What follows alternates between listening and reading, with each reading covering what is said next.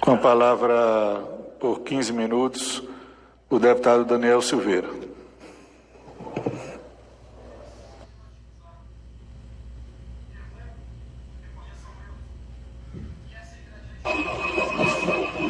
Presidente, escuta.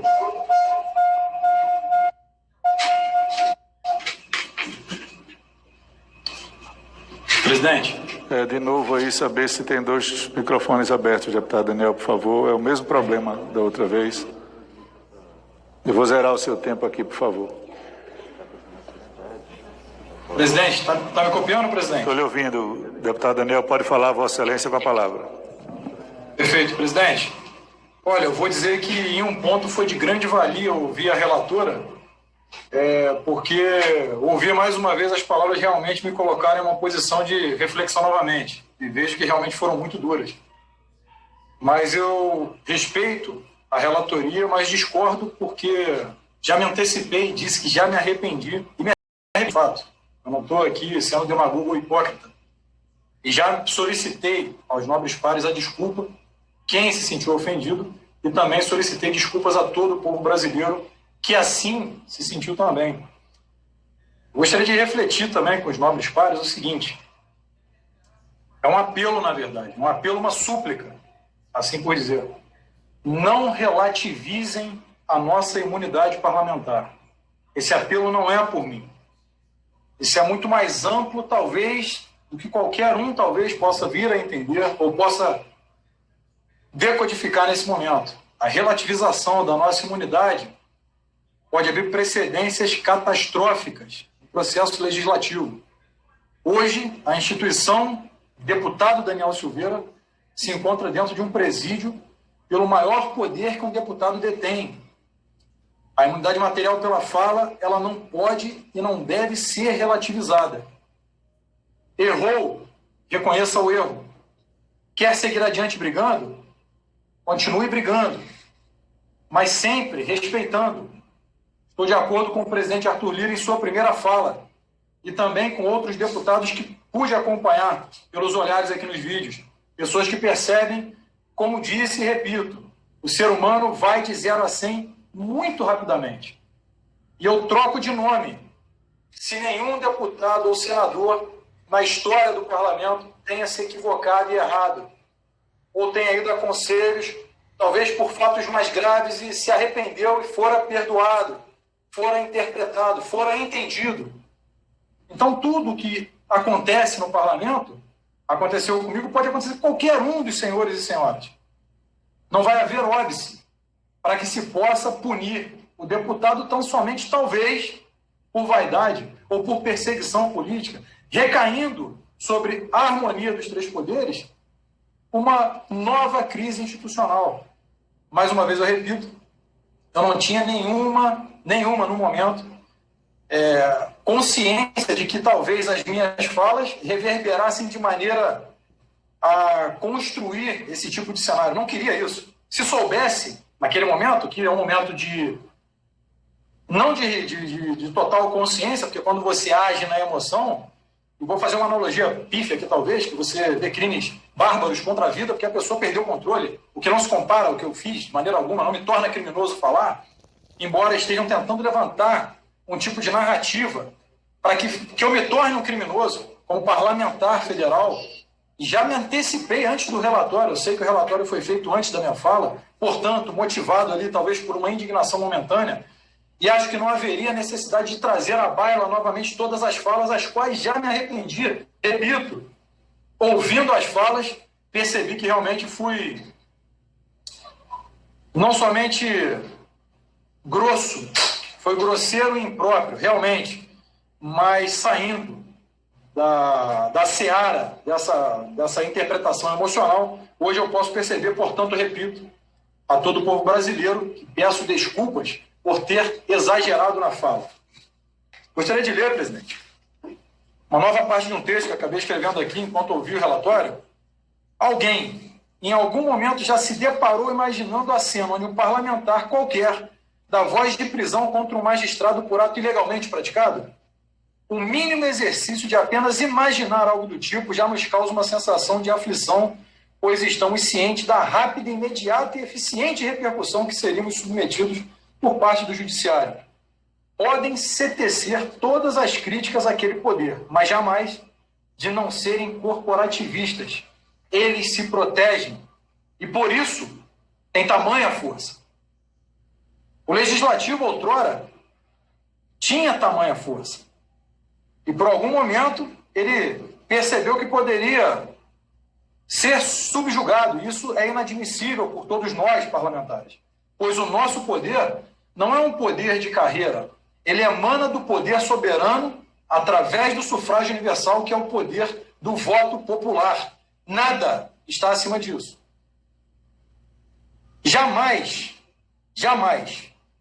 podemos permitir que o poder legislativo seja enfraquecido e relativizado.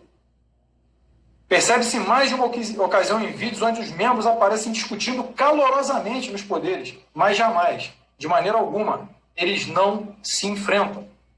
Nós, por outro lado, no afã de vermos um adversário político sendo massacrado, friso aqui, presidente, que eu sempre achei uma grande, talvez, infantilidade, pois caminho no Rio de Janeiro com outros 45 deputados federais e jamais, em momento algum, vi óbice, por exemplo, de andar com Carlos Jordi, deputado federal pelo Rio, que divide o meu público eleitoral. Caminho com ele, fiz campanha ao lado dele, bem como o Hélio, bem como a Major Fabiana, bem como o deputado Gurgel, e estou nominando aqui para poder dizer que caminho, não quero de maneira alguma vê-los não eleitos para eu ser eleito, pois eu não vejo de maneira alguma como rival, mas talvez como um político parceiro.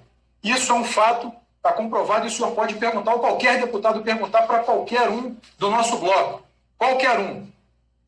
Eu jamais quis causar a briga dentro do parlamento por voto ou ver qualquer um dos políticos caído por simples vaidade. Eu não admito. Sempre defendi, falei inclusive com o nosso corregedor algumas vezes sobre a importância de manter a força do parlamento independente se é de esquerda, centro ou direita. Sempre quis isso.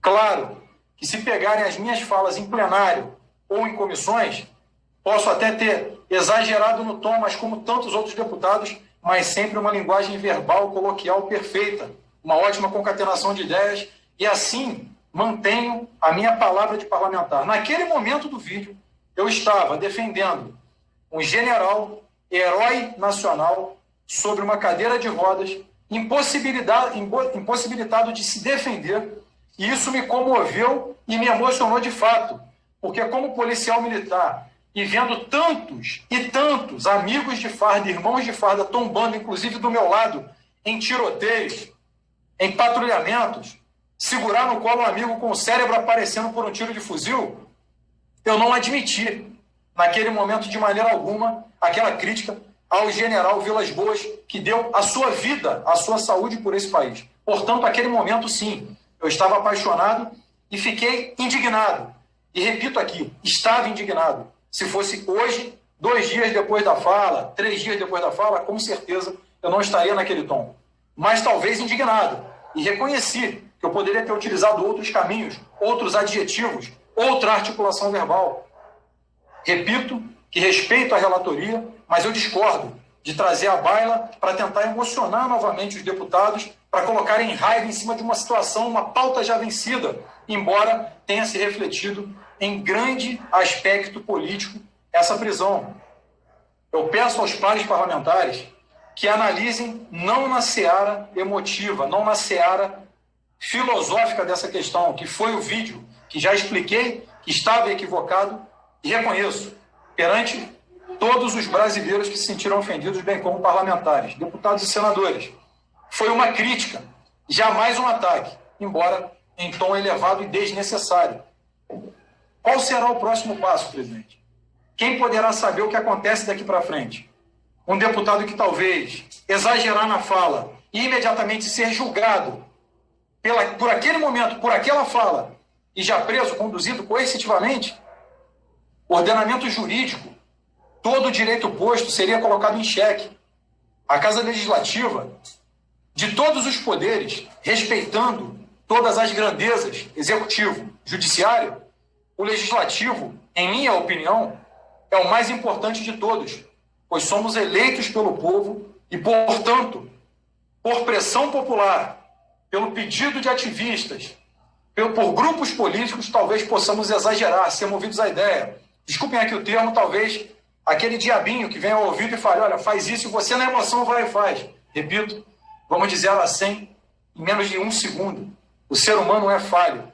No universo que vivo, sou policial militar, no estado do Rio de Janeiro da reserva. Não sou ex-policial, como a mídia insistiu em falar, insistiu em pegar várias falas minhas, retirar do contexto, execrar a minha imagem publicamente.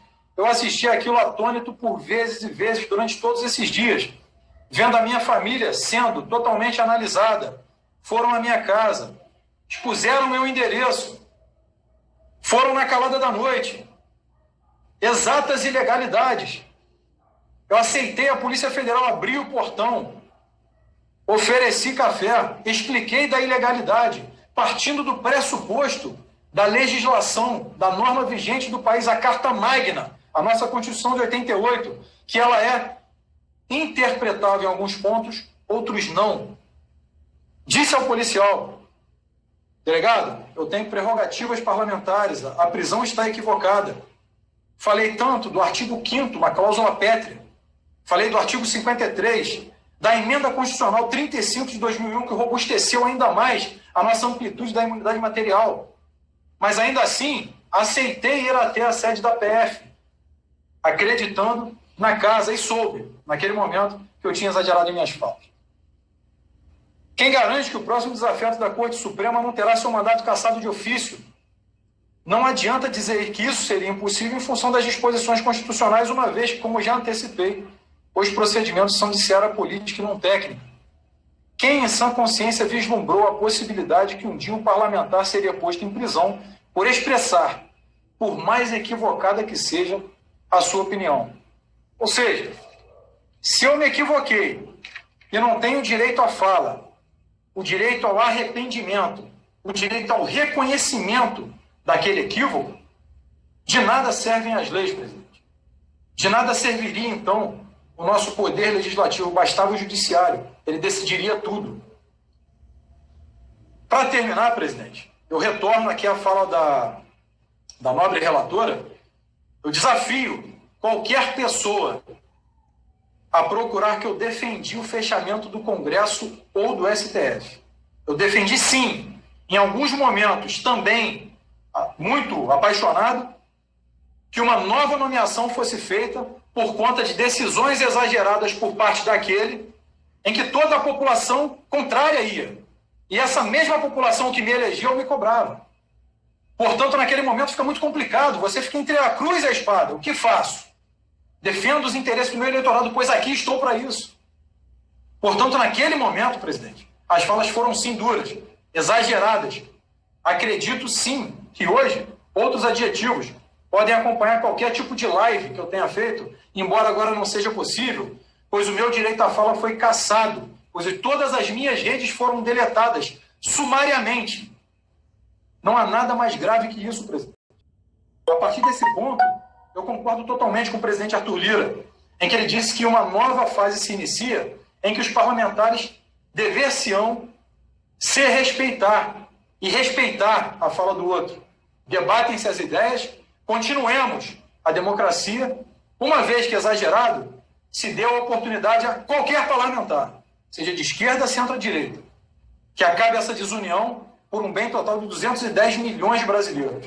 Eu sempre entendi dessa maneira. Sempre disse que em 30 anos talvez se acabasse a esquerda, talvez se acabasse a direita, talvez se acabasse o centro e todos nós formássemos um único bloco em prol, independente das diferenças, por nossa democracia e por nossa sociedade.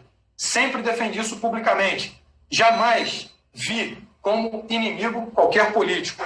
Reitero, nunca defendi o ato institucional número 5. Defendi sim que aquele fato, aquela época, naquele tempo histórico, ele se fez necessário politicamente. Isso não é defesa para que se volte ditadura. Tampouco admiro ou quero um regime ditatorial. Eu acho isso tudo de jurássico, que não possa se existir em nenhum momento a arbitrariedade do Estado é equivocada e totalmente desnecessária. Se imaginem no meu lugar, presidente e demais nobres parlamentares, sendo presos por terem falado. Eu apelo a todos, por emergência da situação e pela iminência do perigo à nossa imunidade material, para que votem pela minha soltura, pela minha liberdade, porque eu não sou bandido, não sou criminoso. Vim aqui e já disse, desculpas ao povo brasileiro, pedi a todo o parlamento. Me equivoquei, reconheci. Portanto, jamais gostaria de fazê-lo dessa maneira novamente. Serviu para amadurecimento. Era o que eu tinha a dizer, presidente. Concedo a palavra